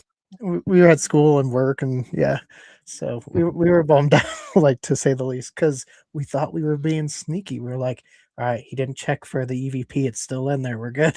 Like, well, that's why, like, sometimes what you have to do is you have to hide it in, like, that's why they make these teddy bear recorders and stuff. But I'm under the impression that when you go to the other side, whether you're in the ether, where you don't know, you never crossed over or whatever, that you're aware and you can see these energetic fields, so that you know that there's something in that thing. And I'm like, I'm staying the F away from that, and what have you. But who knows? And it sucks when you, like, I've watched when we were we do a day-night investigation, high strangeness area. We have Bigfoot interaction. We had a UFO, and then the next thing you know, I'm seeing these light beings going from tree to tree, and taller beings like in robes that are just standing there like this, native people. And I'm saying, boo, it's right there. It's moving there. And my buddies that I'm with, they actually are watching it in the lens of their camera. And you can see like, dude, there it is. There it is. Exactly like he said. And when I went over and I looked, you can see something going from point to point real quick. And it has a figure to it, but it's it's like an elemental size. And you see the record, it says record, and it's, and then you go to play it back, like, holy crap, we got great evidence. And the next thing you know is file corrupted. And I'm like, I want to kill somebody. But just to make Diane Boss very happy. Colin. Yes. Yeah, she wants you to speak. So. Howdy. You have a fan club. You gotta work the fan club there. Now we're all fans, but like on your side, we did ask the question: has a spirit ever identified itself? Have you ever had an interaction like that where, without anybody else, like something's like, whatever you do tomorrow, pick the letter D in all the, Unfortunately, places or something. Unfortunately, no. The best one I have is that Florence one, or sorry, Lawrence. A lot of what I've captured is a lot of just quiet EVPs. So. Oh, just quiet EVPs. Yeah, but I also do a lot of the video, so try to catch them on the DVRs. Yeah, Colin's really good about being in locations, like being really steady with the camera, to the point that, like, when we're helping kids like try to set up an investigation at their school, they think Colin's the ghost and get freaked out and they run out of the building. That was a good day. Is he gonna move? Oh, yeah, that day was funny. Yeah, I've seen that. There's always somebody who's, they like certain positions, like they're interested in the subject. We had some people interested in it, but they want to give yourselves a little distance. It's easier to see it on the TV screen like we're looking right now, than in real life for some of these things. So they stay in the control room or whatever. But Oregon Bigfoot Fade, formerly known as Fades, is in the house. Please go check out her channel. She's freaking awesome. Love her to death, and she's fun. So, but we have another question. Let's get into that. So, and this is for everybody. I'm not, pointing out to Keegan or Sam or Maddie or Colin. But I think this was, I don't know if there's a YouTube channel called Really Haunted from possibly Scotland. Stick figures show all the time. Have you seen this? Is it real? And I don't know if Jaquetta, if you're referencing Really Haunted or them using SLS equipment, which is stick figures. So if you want to get a little more specific, please do. And I hope you're safe. Continue on, sir. Anybody? Answers? About those? Yeah, I mean, have you seen anything like that? I know what equipment like the Ghost Adventures like stick figure. It's comes from the Xbox. Yeah, I forget what it's called, but it started there. I have never used it, so I can't speak to like the reliability or like it was like, Connect. yeah, That's what it was, and that's where I personally also. I'll tell you that in a second, but yeah, you've never used an SLS. That's what they call it now when you build one out of a tablet and that old hunk of freaking material, going around the room. Anybody else? Colin, have you ever used that equipment or Maddie or Sam? I have not. Oh, you have. Negative. Do you have a desire to use that type of equipment, or do you think that it's, maybe propagating that stick figure? I would love to learn it. I mean, you can get free details how to program them. I mean, you can buy Connect now. I remember when it came out, it was like $250 and had it on. And it was so cool because it was a zombie apocalypse type of game, right? And the way they set up the Connect was it was going to interact with your room. So one of my buddies, he's playing this. He comes home late. He's playing a scene in one of these like zombie movies. He has to sneak past the zombie, this whatever there. And they're facing the wrong way. So he's slowly moving his character near and closer. His wife gets up in the other room to the right of him. And she goes to the and goes to the bathroom, and the zombies were looking on the one side, and then they went and they reacted to the sound. So I thought that was cool to interact that type of, incorporate that in some of the video games. But when I had Connect and when it first started, you had to connect it to your an account. So one of my accounts is Mr. Porn. We're not getting involved in that, how that creation came about, but that is what it is. And so like whenever you went on and you walked in front of it, they know it's you. And it hook it up. Oh, Mr. Porn's here, right?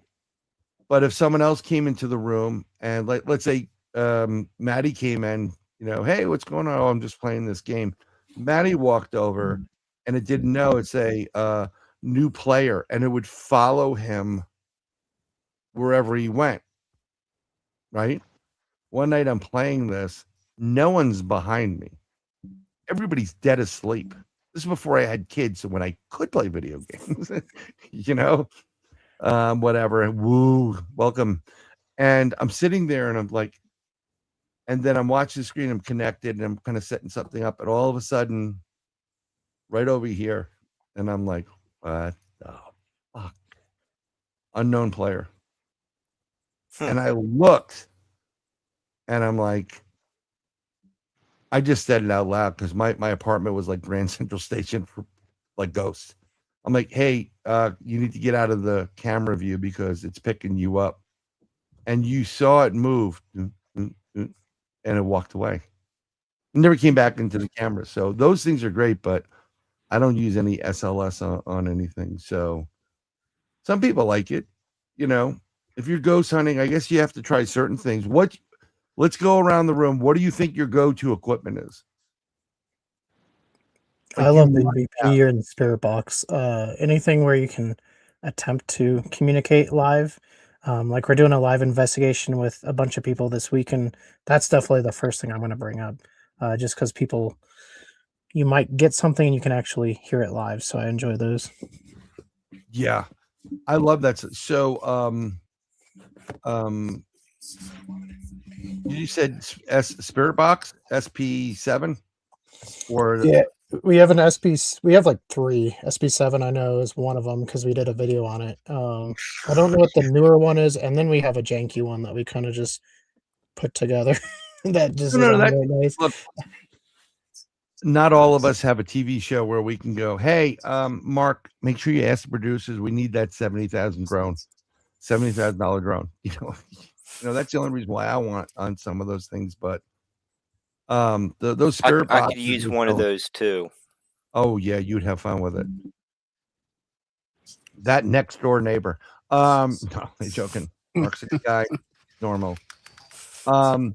But I hear sounds in the background, and this happens to me all the time. The last couple of shows we've been doing, I've been getting audio coming in. Do you ever have that on your shows? Like spirits pop in and you get EVPs or weird things, phenomenon happen while you're doing the show? Yeah, maybe once. There was one time I do remember. I don't remember what show it was, but I do remember like when I was rewatching it just to make sure everything sounded good. I was like, I don't remember that being like that noise. And so I have had it once, but not like on a usual basis. I Keegan, Bryan just mentioned, your your shows, what all the four of you are doing. Um, Earlier you mentioned, you really like cryptids and dinosaurs. Maybe there's a connection, but what you are featuring also on your shows are a lot of the dinosaurs fossils that have been collected in your area, and besides spending a lot of times at haunted locations, you're also working at museums and getting permission to film there. You know what they have on display. Um, you- what are you and the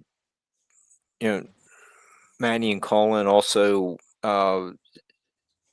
learning about the dinosaurs that you feature on your show?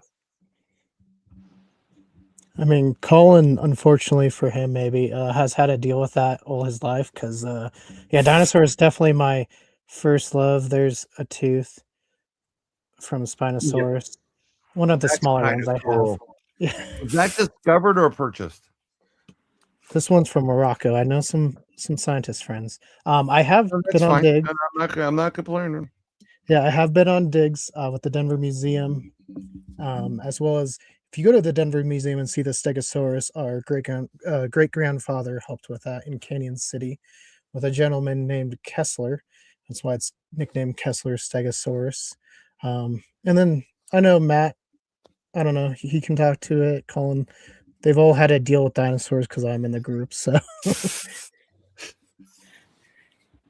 Okay, Colin or Maddie, what do you how do you feel about getting pulled into going out in some field and seeing an excavation going on of a dinosaur? I think that'd be really cool. I mean, as a youngster growing up, I know we're probably all somewhat close in age, but seeing Jurassic Park really brought a passion to dinosaurs. I mean, even before Jurassic Park, there were some of the early cartoons like We're Back. I think it was like a 1980s cartoon dinosaur movie. Just I've always had a like for dinosaurs, not maybe to the extreme Keegan has, but I thought it was kind of cool and to learn some of the real names that I still can't even pronounce. So I'll just look at Keegan sometimes and go, "You say the dinosaur name, and I'll Yeah. just talk about it." But just learning that if you really want to struggle with pronouncing names, just look up some of these dinosaurs. Oh, some of them are just. It's. I used to have a problem with this. Ooh, I'm going to have a problem right now. Thesaurus. And it was a tongue twister at one point. Like, I couldn't say one point in my life. I couldn't say 1,000. It would be like a list, whatever it was. Like, if you wanted 1,000 Island dressing. So I literally had to say I was having a hard time having it come out, and I must have been a brain fart or whatever. I was younger too. So I had to say it was easy to say 1,000 Island dressing. Instead of 1,000, I just couldn't muster the wherewithal to do that. But I just checked on the sidebar, Jaquetta. It is going to be a bumpy night in the Midwest.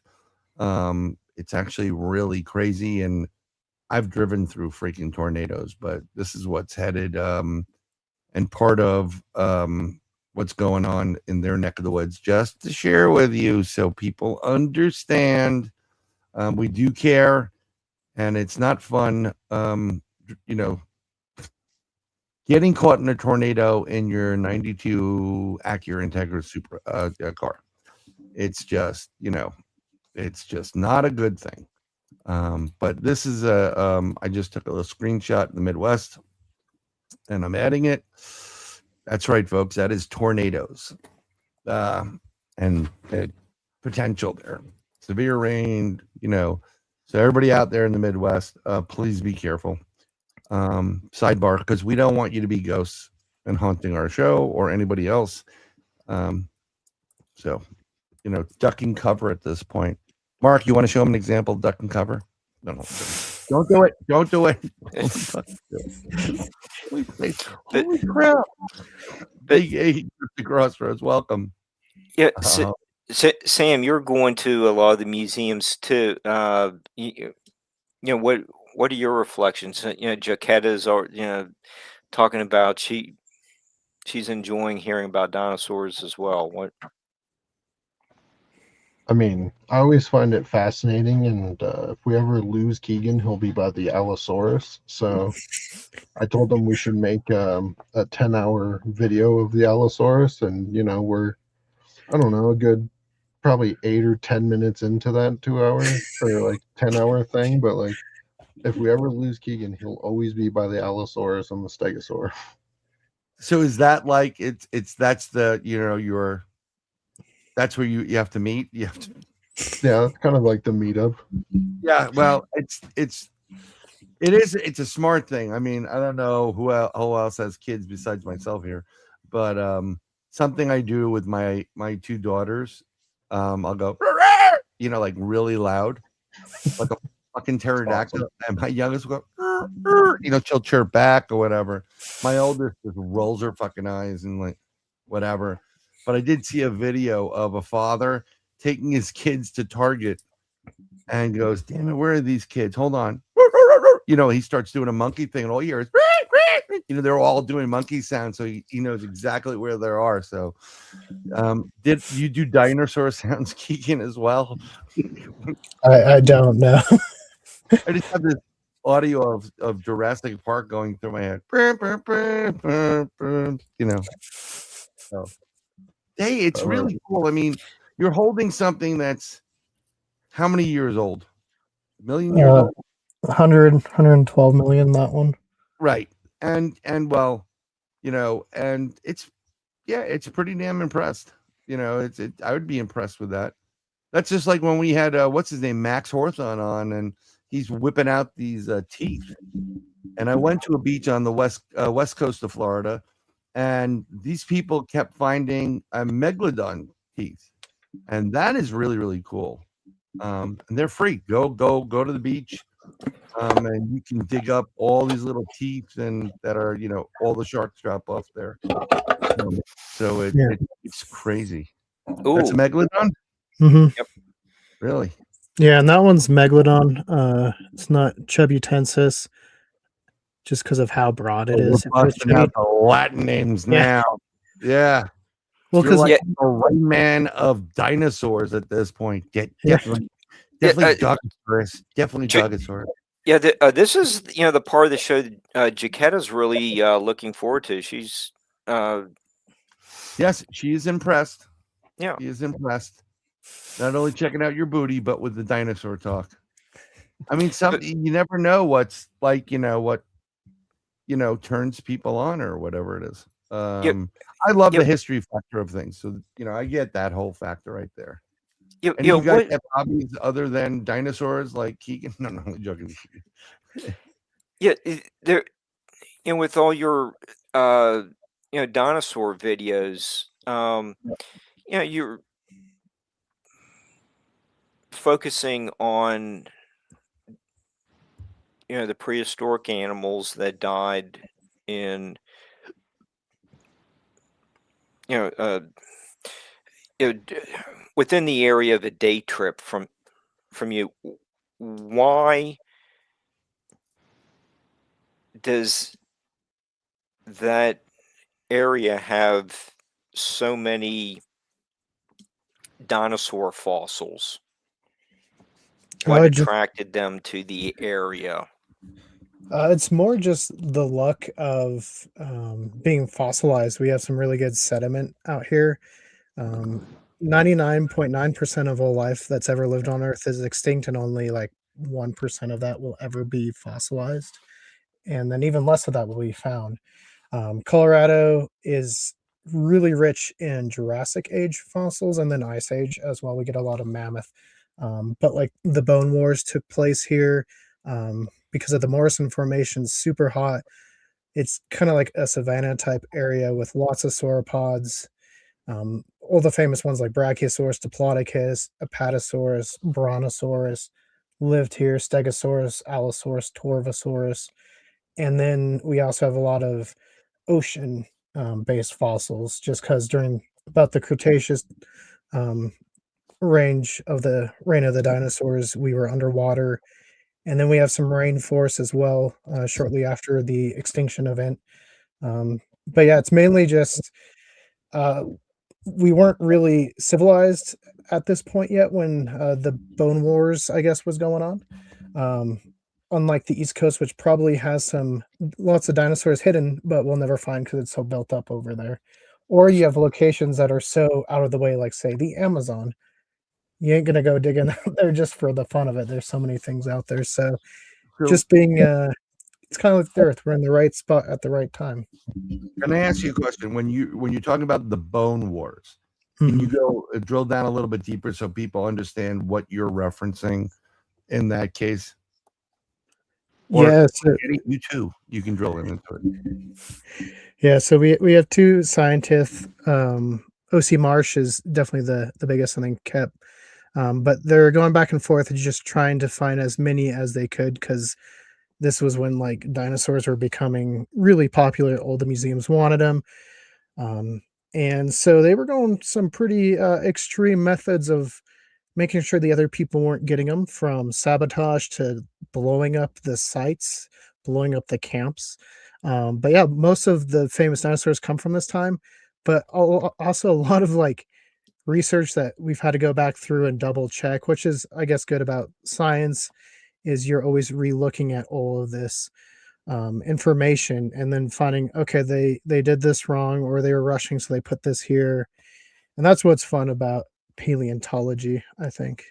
And I believe our buddies, Leaky Skylight Pictures, are actually making a independent film about the Bone Rush. So, well, Bone Wars is called Bone Rush. So, at some point, that should be out here in the near future. Okay. It looks like we're getting a request to develop a field trip. Hey, I'll do tours. Brian, you muted yourself. By the way, I do that all the time. Okay, I do yeah, too, so it's good. I'm trying to be proactive because some people are like, "Give me some salami," they just start talking and they don't realize they have it, and I'm fine with it. I remember the days where you had to be like, "Shh, I'm doing a podcast," and how to be professional. And now I love the fact like kids running by, he took my gun. It's life, folks. Deal with it. Okay. You want professional? I don't think anybody is professional anymore. But Jaquetta said, "Oh wow, Keegan, do you do tours? Maybe that's not a bad idea. Do the Culz Paranormal Prehistoric tour, or Culz Prehistoric, and do if you're going to go someplace to investigate for yourself, say, listen, I'm going to be here in Wyoming where they found T-Rexes, right? I'm going to be here this date, this, and if you come over, you can. I'll answer your questions, but I'm really here to go fulfill my need for more bones in the house." Yeah. Well, and speaking of field trips, you are going to be in Roswell Yes. soon. So we need everyone's perspective on your drive, your tours down there. How long of a drive do you have? What's it like being in Roswell? I've never been there. Yeah, and Jetta said maybe you should stream the sites as a tour. Do like an online stream privately, or I don't know how many members you have officially at the channel, but it's not a bad idea. Say, hey, something that we're going to do for our Patreon members is I'm going on this trip and I'll be doing a live stream directly just to the subscribers. So you can interact with me and then I'll do a one-on-one answer, whatever. And then this way you guys get more Patreon people on board. That's a great idea, Jaquetta. But it is. You get put in the code COOLS and you get a discount for actually suggesting it. Going to Roswell, I guess I will just say how we got involved and then the other guys can give their stories. So we went down to New Mexico because me and Colin used to spend every September in New Mexico in Rat Town. But we wanted to do some stuff on Billy the Kid. So we were just taking some, 3 days going around New Mexico, some sites, and we ended up in Roswell. Unfortunately, during the pandemic, so nothing was nothing was really open. Everything was closed, and we saw an advertisement that they did a UFO festival. So we're like, we got to get back to that. And we went back 2 years later for that, made some great friends like our buddy John LeMay, who works at the Historical Society down there. And we've been going ever since. And we were even in the parade last year as Ghostbusters, like with an ecto and all the packs and everything, because our other buddy Aaron does Ghostbusters for Texas Regional Response Team. And we'll be back there this year also, maybe with more Ghostbusters, maybe some goat cart Ghostbusters. I don't know. We'll have to find out. But Sam, goat cart Ghostbusters would be cool. Making taking the goat cart, putting on and you could do this out of cardboard too. Just making the Ecto 1 and then Ecto 1, Ecto 2, whatever. Just paint it white and make it look like it. That would be kind of cool. Just drive it down the street like the Shriners or something like that. Those guys with the little hats. That's super cool. Roswell is an interesting place. I haven't been there. I don't think it's as important now as it once was. But Mark, road trip? I'd be interested. Are you sleeping, Mark? No. It doesn't. I'm just attentively listening. Okay, I just want to make sure because I've been on an interview show with another partner co-host, and thank God this was not on video because that would have been just fantastic. And my co-host was snoring on the fucking interview. And it's not like now where I can mute people. I'm texting. I'm like, wait, up your snoring on the interview. But he was working like 3 jobs, so yeah. So it's a good thing, and it's good to hear that your neck of the woods, John, is safe. Thank you very much, Jaquetta. I hope you're doing well. I just warned Paranormal Paul about what's going on, but I think maybe we need to. I'm thinking we need to collab, if it's all right with you guys, get a guest, and we'll both collab on it, and we'll both stream to our channels. I think that would be really, really cool to do it. And vice versa. You guys ever do a live stream out there, and you want like, hey, I'm going to do a live stream. We're going to investigate, the Doughboy house, Saturday night. We'll be there. It's really weird because you guys Central or Mountain. No. Mountain? Yeah. You're what is it, an hour and a half or 2 hours? Right now it's 7:44. It's 7:44. Yeah, that sucks for us. No, but my whole point is, if you went there and you could say, let's, because like if you're like, hey, we're getting there at 10, that means I got to be up at 1 o'clock in the morning. Oh, you see anything? Whatever. But I think we can do something like that, where if you're going to stream, whatever, I can stream and I can ask questions, and we can have people in the chat, and I think it may be a good idea. I don't know. I mean, I don't know if you guys are up for it, but Sounds fun to me. I always loved when I joined Bronxville Paranormal Society. My buddy Al started it, and I said, okay, I was the one that I put all the media together, all the socials, all the technology. Al is not good at any of that shit. Don't give him your phone. You'll rue the day. One of the things I said is, I'll do this with you, but we're posting the raw footage to our website, and then with the clause, we want you to go review this footage. So sit there and listen and do your investigation. We want you to be investigators with us. We're going to go, and I'm going to pull out little bits and pieces, and let's see what you got. And we'll do a live stream, and we'll have people, and post it. We'll give them permission, or, send it to us in Facebook, and we'll give you credit, whatever. And let me tell you something. That was one of the coolest things we ever did, because he didn't like it. He wanted streamline. I want to be perfect, whatever. But like you said, with some of those clients, you get one EVP if you're lucky. If you get 2, 3, 4, dude, it's just You go play the damn lottery, because there's no way this should be happening. 9 out of 10 times you're not getting anything. Actually, 90 out of 100 times you're not getting anything. It's all you need is that one time. And if I'm correct, would you guys agree?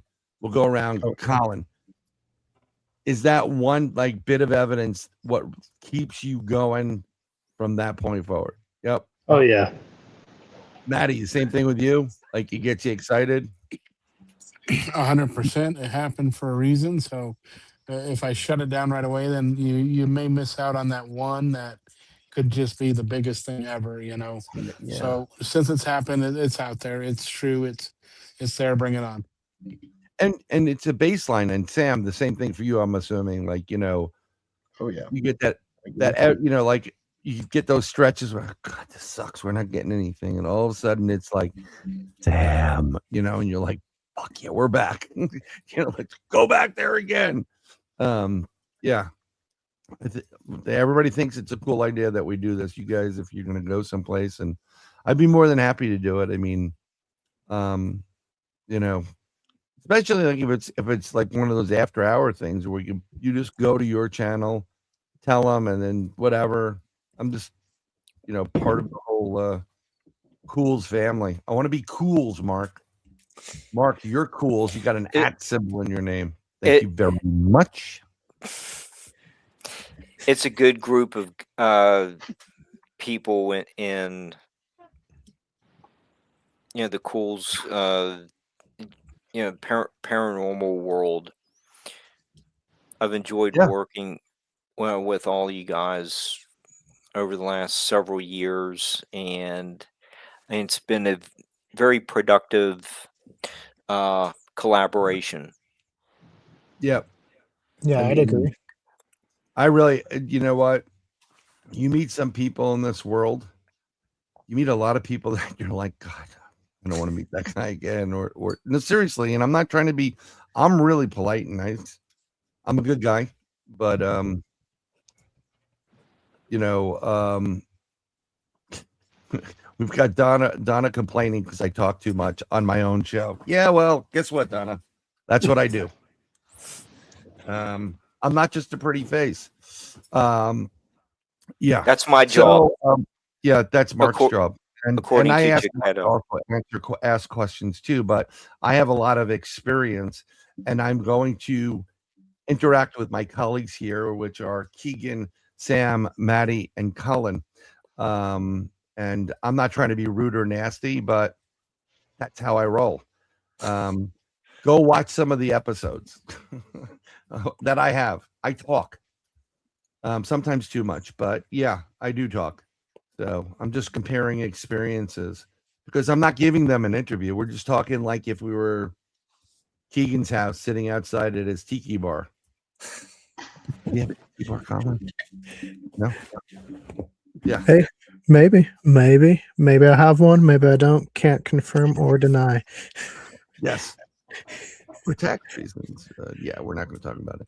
I mean, I'm just not trying to be rude, and I apologize, but I mean, we were thinking about having you guys throw some evidence our way, EVPs, but there are kind of technical issues we can't get into that prevented it, and that may have been better to have it going, as a discussion. But I apologize if you're not happy. Oh no, I Yeah. feel good. Let's see if it will come through. I have my phone. I'll turn it up loud. Can you hear that? Oh yeah. Okay. Please. Okay. Let's see. Yes, we're going to play an EVP for you, Donna. Mark, you take over the show. I'm eagerly awaiting this. Yeah, give me 1 second. I'm trying to find one that we talked about earlier. What's your name?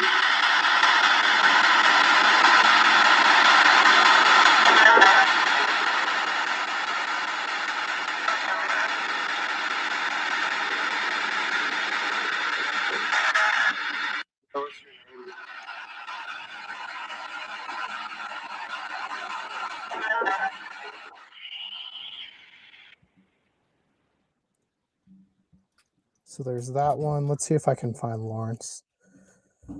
That was Amanda. Mm-hmm.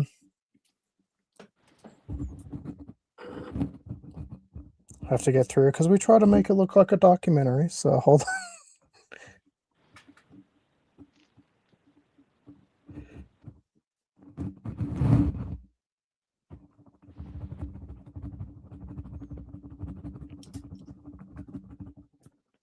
Lawrence. What is your name?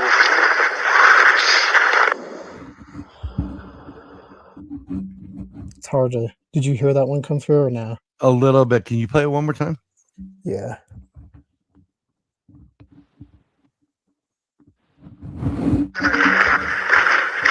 What is your name? Oh yeah, I got that. That was creepy. Speak now. I'm just checking. Sorry, I'll be a wise ass the whole fucking night. I don't give a shit. Sorry. I hope I do talk. I'll shut up. Go ahead, Mark. No, it was a soft voice. It did sound very creepy. Yeah. No, that one's old. That one's from 2007. So it's almost 20 years old. So whew, can almost drink. Do you ever go back where you have EVPs and pull more stuff from it or no?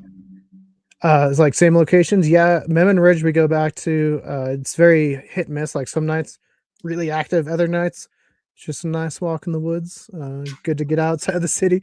Another big one that we'd go to a lot is Third Bridge, where there was a couple of car crashes where kids died because it's a dirt road, 70-foot kind of like hill, and of course they roll it. They're going like way too fast, and also like a murder unsolved at the time, which was interesting for that one, because we had gone back a couple times for Third Bridge, not really knowing the history outside of like people are like, you gotta go check out that location. And we're like, we gotta go up that hill. And so we go up the hill about a mile, and there's the Kiowa Bennett intersection. And we're walking around. I mean, it's like probably 11 o'clock at night, 12 o'clock, super dark. And I'm just panning with a flashlight because I'm like, I feel like I gotta stop here. I pan again, and parallel with me is a cross, and it was the guy that got murdered. So that's how I found out about it, was Randy Wilson. And maybe 3-4 days later, we were playing football because we also enjoy sports. So we're always out doing stuff, and we're just talking about it. And one of the guys playing football with us kind of gets white, like you can see the blood drain. He's like, "That was my step uncle." Oh wow. So we went back, and that night was weird because there was 7 of us, and we're just out.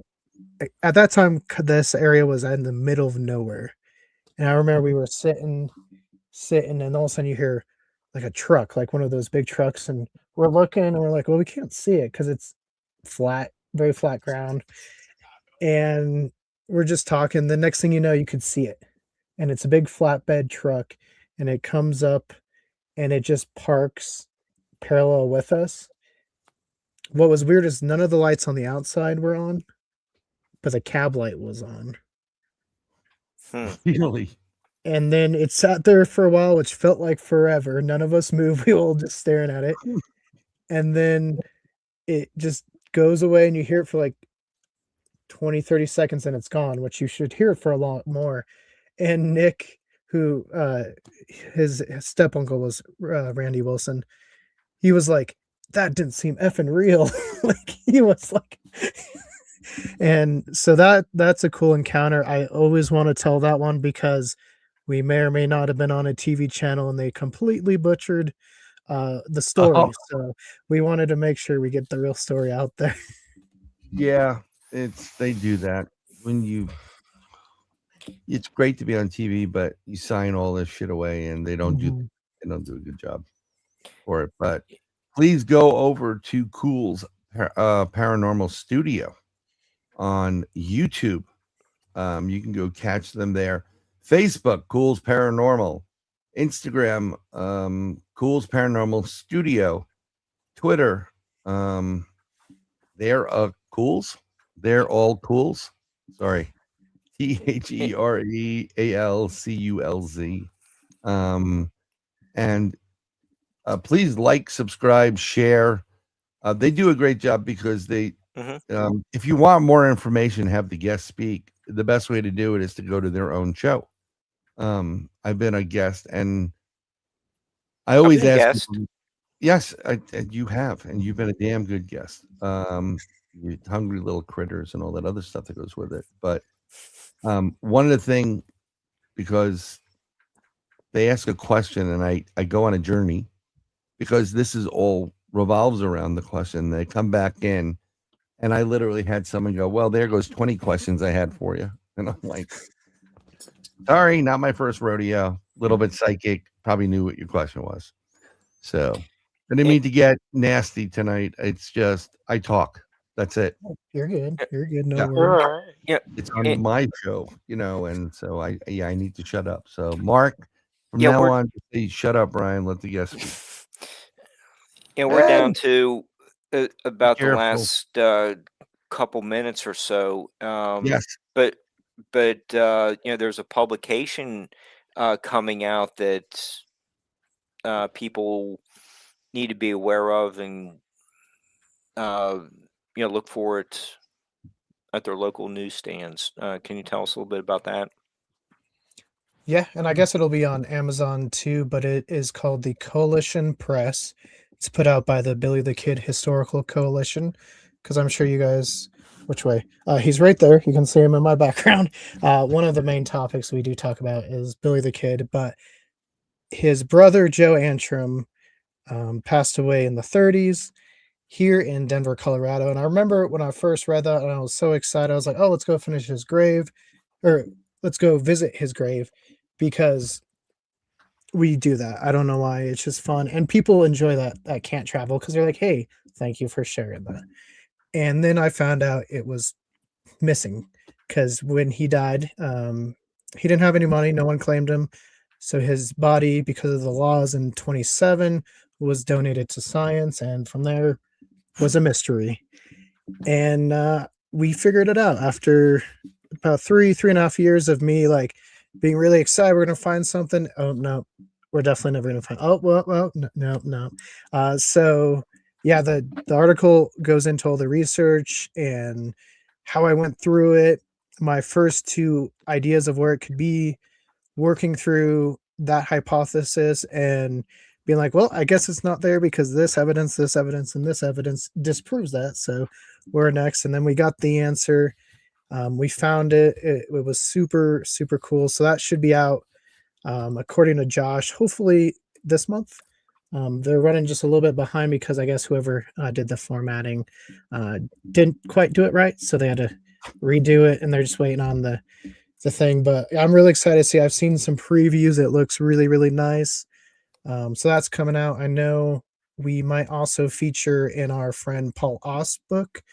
It's his sequel, and it's mainly about our time eating hamburgers at the Cricket, but we're there talking about some ghosts and stuff at the end of his book, which I just got told I got sent that.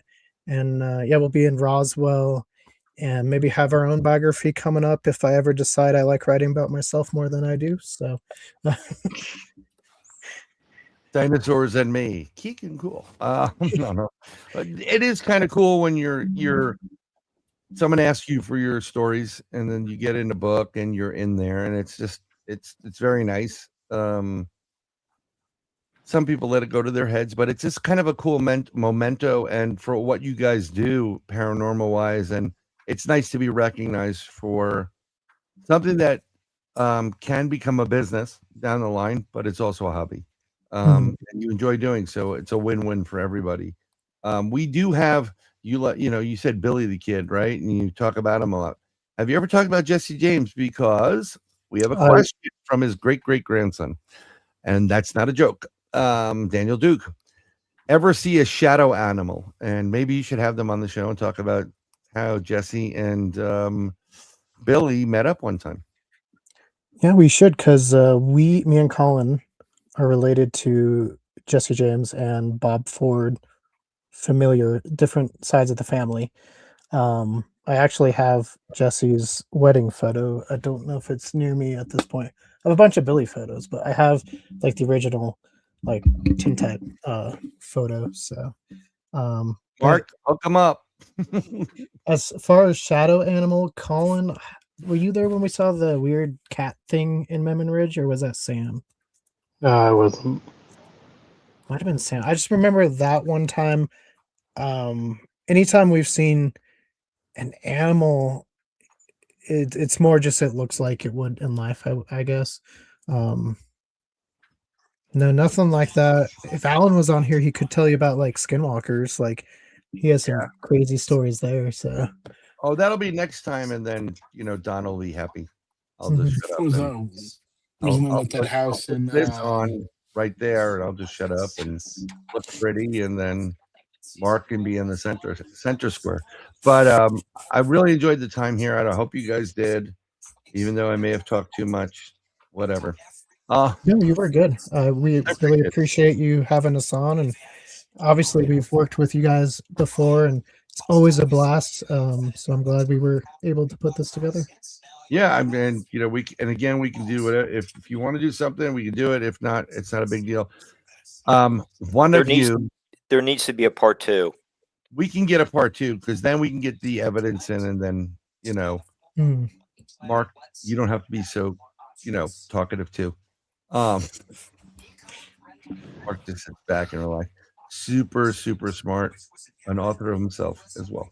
But I put everything in the description, but again, tell them where everybody can find you guys and they can like and subscribe to your channels and contact you if they have questions for you. Yeah, the main email is going to be Culz Paranormal, CULZ @gmail.com. That's just the Culz one. And then everything is Culz. So youtube.com/Culz Paranormal Studio. @The Real Culz is Twitter. And then Facebook should be just Culz Paranormal. We have recently started a second channel because we are very eclectic and have too many tastes. And it was starting to get cluttered. So it's called Culz Corner, which a lot of it right off the bat is going to be dealing with Matt and a bunch of cool food locations, maybe some good recommendations if you guys are traveling, and then some sports and comics and pop culture and that stuff on that show. Be careful with that because you start these other channels. And it's a great idea, but sometimes it's better to keep it under the one Culz and then have a separate playlist for it. Still less to manage. Yeah, unfortunately, we have like way too many playlists. That's one thing that people are like, can't find your playlist. I'm like, at this point, I was like, all right, I'm just gonna separate it. And the first video we just re-released on the Culz Corner is doing almost 3 times better at this point of its lifespan than it had done on Culz. So I was like, I guess that's a good sign. We did something right. That is a great sign. Sam, Maddie, Colin, Keegan, I'd love to meet you guys in person one day and just hang out and just have a chat. Yeah. I'm pissing one of the people up that was in the show right now tonight, the chat. I'm not doing it, I'm just playing around. Mark, Eddy, thank you very much for the connection initially with these guys. I loved being on their show. I'm always honored when people ask me. Yeah, go ahead, Mark. No, this has just been a great, multi-year collaboration. Just keeps growing all the time. I mean, it does. And it's not the fact that you look like the lead character in Breaking Bad making meth. Come on. You've seen some of the videos I make of where we put, he totally looks like Bryan Cranston bald. So, but no, this has always been good, and we always will work with everybody. We're very much, it's all about the love. You get more from honey than lemons, and we're not a lemon place. And Donna, I do apologize. It's tax day. I'm a little bit stressed, and yes, I do talk too much, so I'm going to work on that. And thanks for pointing it out. But I hope you guys had a great night. And everybody, I believe, loved you. And we're going to leave like that. I have to walk a dog because that's my job late at night. But to all our friends and family in the Midwest, please be careful with all the storms going that way. Love you very much. Mark, Eddy, you be careful in West Virginia. And you guys just be careful in general because more channels mean more problems. But until next time, I believe we have Dave Scott next week, if I'm correct. I don't know. Mark's sleeping right now. You're right. Otis is coming up. Hopefully, coming up, and John Iden. Yeah, from the Yardbirds. So we're going to be doing a bunch of music shows, but there is something spiritual about music, so it does relate to paranormal. Plus, hopefully, we get some really good backstage stories of whatever. We may get X-rated on some of those because I've been backstage for some and I'm like, holy crap. I want to be a rock star. But never, close. Always a bridesmaid, never a bride. Until then, thank each and every one of you. We're gonna leave here tonight. Guys, I'd love to be in the back end, but I gotta go. And I can't I've been verbally text. That's right. San, cuckoo, kudu. I don't need whatever. Pick a different one, please. Bye. If it was for you guys, you wouldn't be doing it. Have a great day.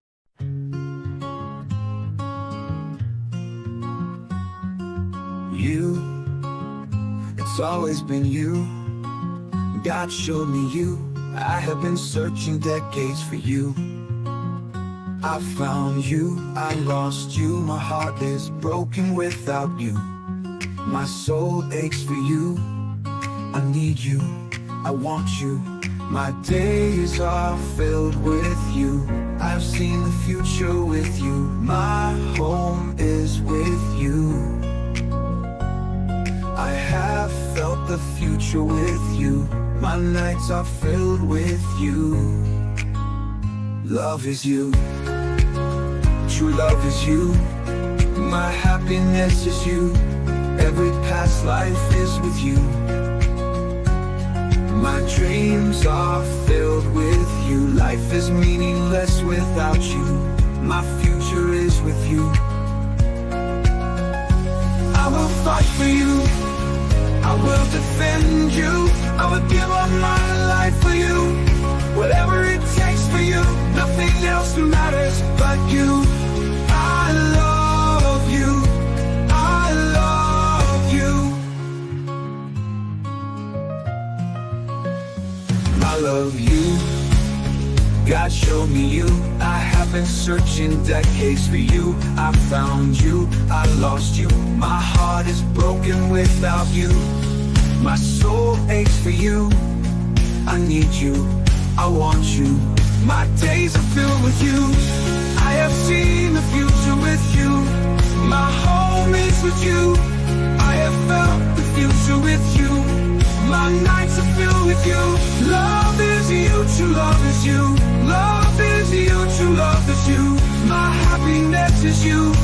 Every past life is with you. My dreams are filled with you. Life is meaningless without you. My future is with you. I will fight for you. I will defend you. I will give up my life for you. Whatever it takes for you.